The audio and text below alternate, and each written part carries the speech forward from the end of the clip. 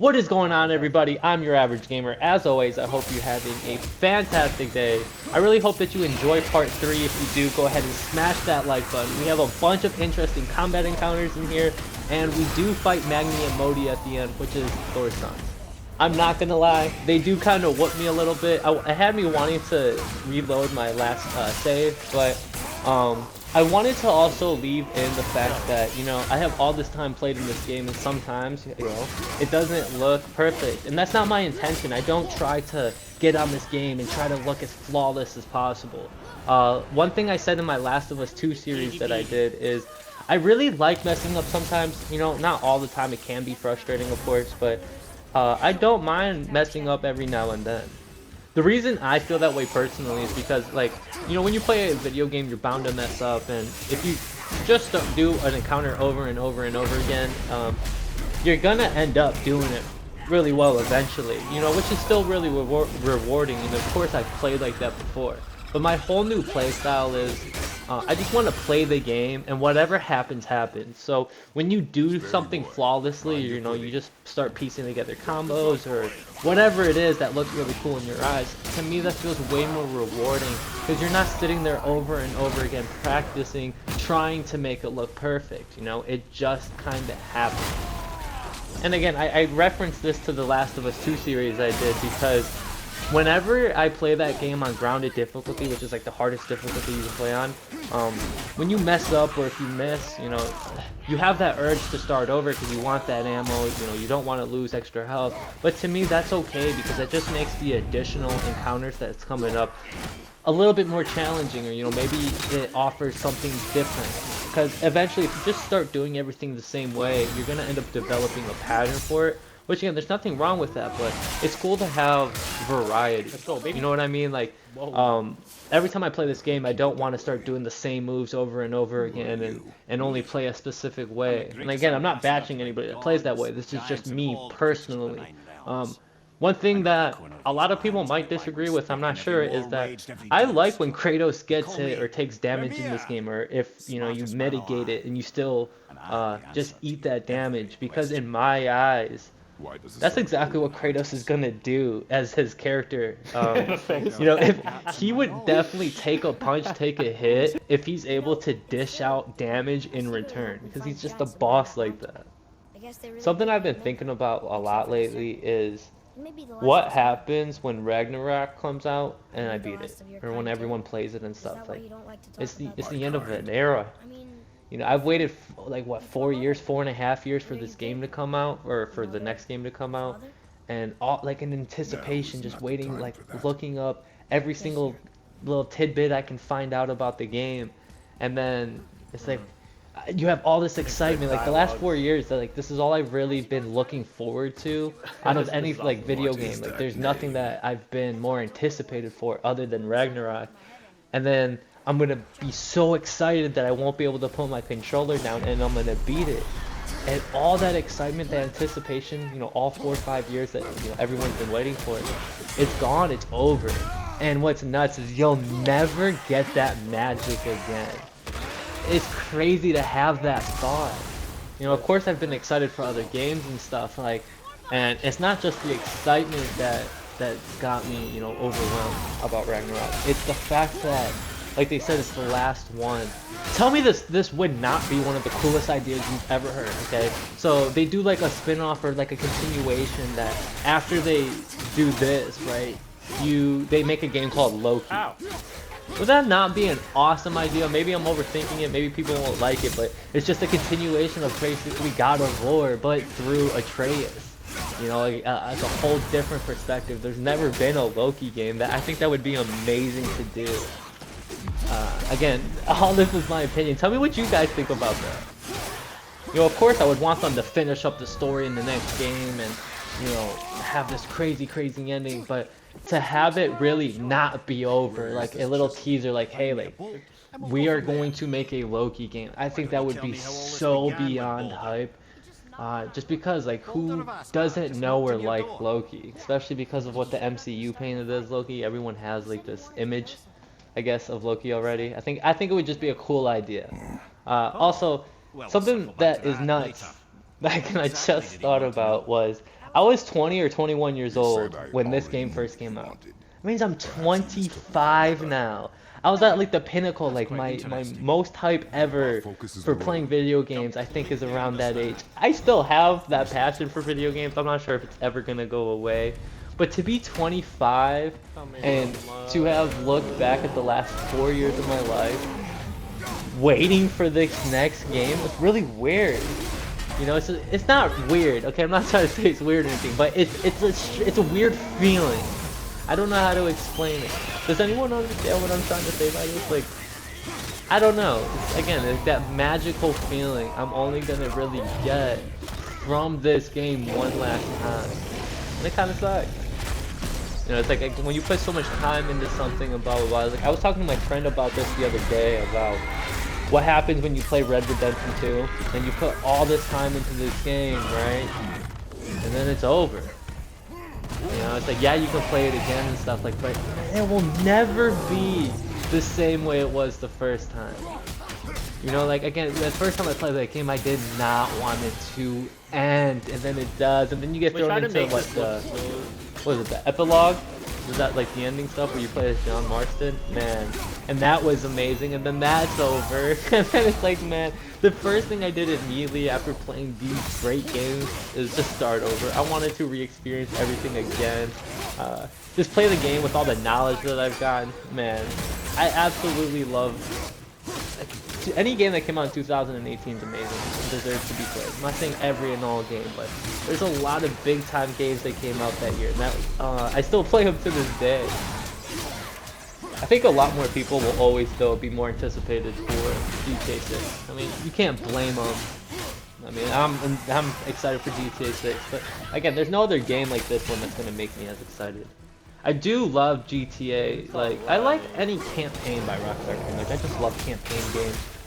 Now, I think a lot of people might actually prefer multiplayer games and stuff. Not me. Again, before, back in the day, for sure, I'd probably play GTA Online all day if I knew more about it back in the day, because that's something I never really played much, and I wish I did. I was playing too many multiplayer games already. Is that a thing? Can you play too many multiplayer games? I was playing like Apex, Call of Duty, NBA 2K. Man, I even played Smite at one point. I'll play anything. I'll literally play anything. I enjoy playing video games. I love playing with my friends. I like playing by myself. It doesn't matter. I really just like playing video games. Does anyone else like that? Where they feel like they can just play pretty much anything? You know, don't even have to be good at it, but you can enjoy anything. Like, if I'm playing a game that I don't know much about, but it's still a pretty decent game, I'm not going to say that I enjoy every single game that I play. For example, like, was that alright? I don't know, I'm a weird person, I guess, okay, because to be honest. if anyone knows about the moves, game Anthem, like, that game was better, but shit on I'm pretty pleased with that. ever since for launch day, but I enjoyed the first day that I played it, you know, because again, it was different. I liked the third-person shooting aspect of it. Did I love it? No. Did I enjoy it for what it was? Kind of. You know, again, it's not perfect. I will not tell a single person to ever get it. But that's just me. I just like video. What do you guys prefer? Do you like single player games or multiplayer games more? Do you have like a healthy in between? I used to. It's crazy again. Like, I have this completely 180-degree turn on how I play video games. So before, when I first started video games, it was only multiplayer, very little single player. I'd play single player games, but I was that type of person to like skip every cutscene and not pay attention to anything, but just play the game, have no idea what's going on. You tried? That's again how I was. I don't know if anyone else did that. That's how I did stuff growing up. But now it's like, I need to watch every cutscene 2 or 3 times. I need to have subtitles on because you can hear it better. Yes, that's an actual thing. But you know, I need to look at every subtle little detail. There's so much that has changed, and you know, I used to think it's like, oh, because you're getting older and blah blah blah. I don't really necessarily think that's what it is. I think after just playing a specific genre of games for so long, for example, like multiplayer games or first-person shooter games, just non-stop, that I personally got dried out. Another game that I played, again, that I put a lot of time into that I never really thought I'd find it interesting is like Dragon Age. I played Dragon Age Inquisition. I put a lot of time into that. Still still a very fun game to this day, but again, it's not something I really recommend for random people. By random, I mean average people. It's a big story. It can get pretty in depth. I don't know. There's a lot of different games for a lot of different people, and that's awesome. That's really cool. Decent. I'm just curious if anyone else just plays everything and anything. I had made a list on my channel about like the top 10 games that you must play. And I'll stand by that list. I think it's a very good list for any type of average type of gamer, any type of gamer in general to, if you don't like at least 3 out of 10 or at least 5 out of 10 on that list, I'd be pretty surprised. These are pretty big name games in the first place, but the whole purpose of that list is to like get other people to try something different. You know, if you're bored of a video game and you don't know what to play, try something on that list. Try something that you like. Don't look at my like top 3 and be like, yeah, these are the best games to play. I mean, they might be, but like, you got to find out what you're personally interested in. You know, I can't really help you in that aspect. I can show you what game to play or like the type of games that you might be into, but I can't sit here and be like, yeah, this is the game that you're gonna like the most. An example of this is like, even though I left this out of my top 10 in my video, is I don't know if you guys have ever played the Ratchet and Clank Rift Apart, but man, that game is immensely fun, you know, but you don't really hear about it all that much. And it's like, even though it's not in my top 10, I personally would recommend that game for anybody to play. It is fun, it is funny, it is beautiful. Okay. Go check it. I have a video about that as well, so go ahead and check that out. It's titled "The Best Game That You'll Never Play." So, check that out. See if you like that. Do you guys think you could come up with a top 5 list of your favorite games? Sometimes it's really hard for me to do that because it depends on how I feel. Like some days I just prefer some games over the other. Like, don't get me wrong, I will always put this on my top 3 no matter what. But that's it, my top 3. Some days I want to put this above Red Dead, some days Red Dead's number 1. And then, one of the most underrated games in my opinion, I guess it's not really underrated because everybody talks about it and stuff, but man, The Last of Us 2, I had just brain aneurysm right there. The Last of Us 2, I don't know what it is about the game. Just kidding, I know what it is. It's the graphic fucking combat in that game. Oh my god, I absolutely love it. I like the third person shooting. I like that you're like this Navy SEAL, pretty much. Like you're just this perfectly trained Navy SEAL taking apart groups of enemies. Dude, it's so fun sometimes to do it. And then you have all these different difficulty settings. You have permadeath. Every setting makes the game so dynamic and so different. So like you can play on normal all you want, like think that you're so good, but the minute you play on grounded, it's like a whole different game. And I'm telling you right now, I could never play the game the same. It's kind of like this. So it's like, granted, I'm not playing on Give Me God of War right now just because it's more for time's sakes. You know, I'm just here kind of, again, just kind of trying to casually play the game.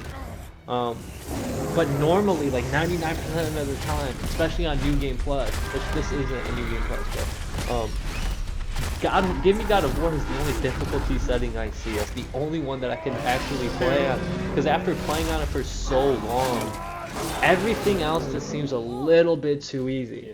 Now, it's not because you're like this crazy god at the game or anything, but you know, it forces you to pay a little bit more attention to the small details, and that's how you end up getting better at the game. You know, it's not really all mechanical things, it's a lot of like IQ things that will improve your game experience so much. Anyway, that's practically gonna do it for my commentary. I really hope that you guys enjoyed it. I absolutely love making these. If you could, please go ahead and smash that like button, and please, I'm begging you to comment down below. I would love to engage in these conversations with anybody just about video games. You can even comment down below about your day. I don't care. I'll read it and I will respond. I love each and every single one of you. I hope you guys continue to have a fantastic day. As always, stay safe.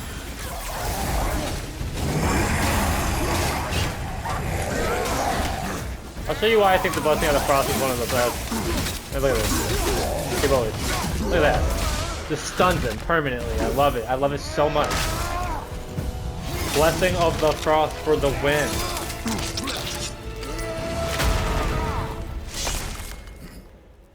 Okay. SOS 3. Anyways, I used to be like only obsessed with the glaive storms, like that Thor type of throw where it just goes and hits every single person on the battlefield.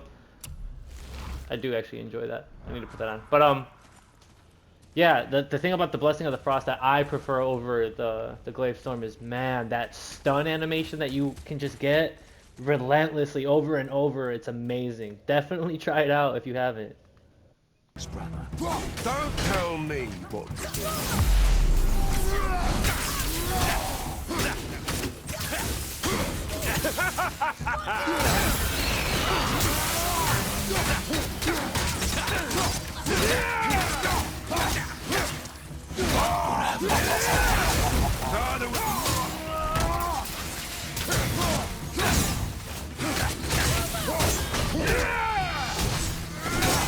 I can't remember the last time you faced an actual challenge.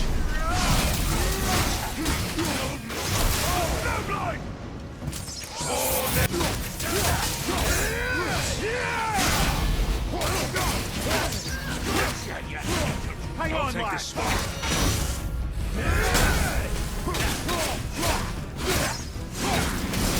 Looks like we need another lesson.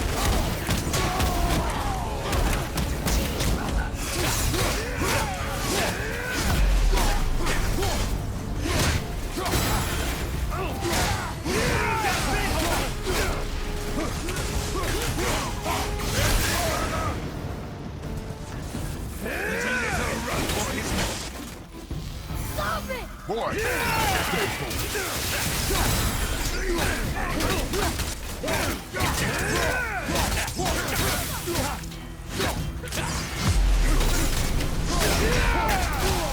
Ow.